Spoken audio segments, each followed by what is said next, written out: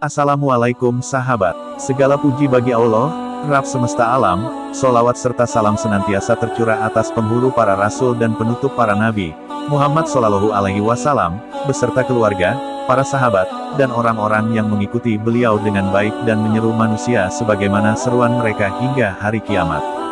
Bilal bin Rabah lahir di daerah As-Sara sekitar 43 tahun sebelum hijrah 578 Masehi.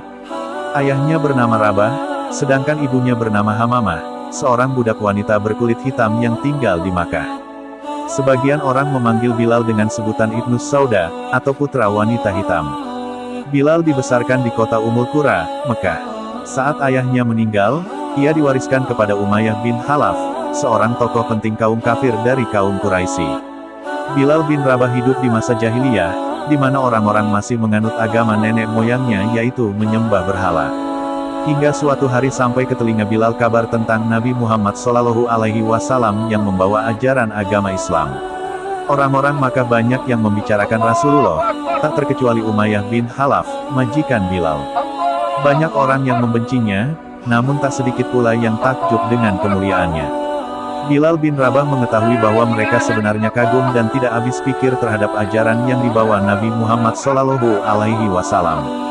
Sebagian mereka mengatakan kepada yang lain, tidak pernah Muhammad berdusta atau menjadi tukang sihir.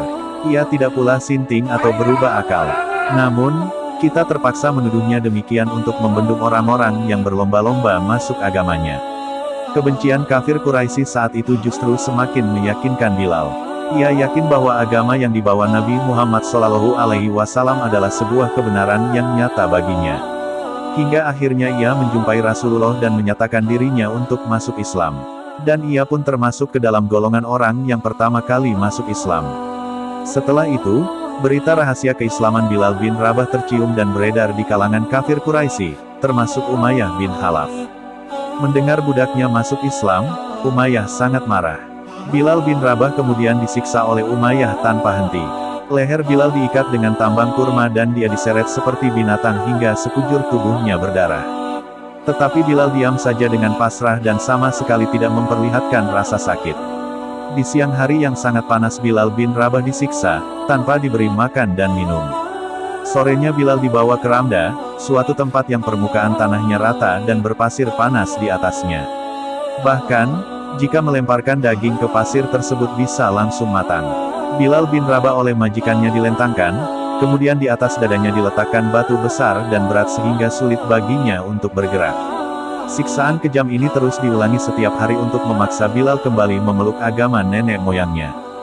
Bilal dipaksa menyebut Lata dan Uzza, dua berhala yang mereka tuhankan. Namun, ia tetap mempertahankan keimanannya dengan menyebut kata, Ahad, Ahad. Hingga suatu hari kabar siksaan Bilal ini sampai kepada Abu Bakar As-Siddiq. Akhirnya Abu Bakar pun membebaskan Bilal dengan memberikan sejumlah emas kepada Umayyah. Setelah merdeka, Bilal pun ditunjuk langsung oleh Rasulullah Shallallahu Alaihi Wasallam mengumandangkan azan untuk pertama kalinya. Ia mengumandangkannya dengan suara merdu. Bilal pun terbebas dari belenggu budak yang selama ini mengikatnya.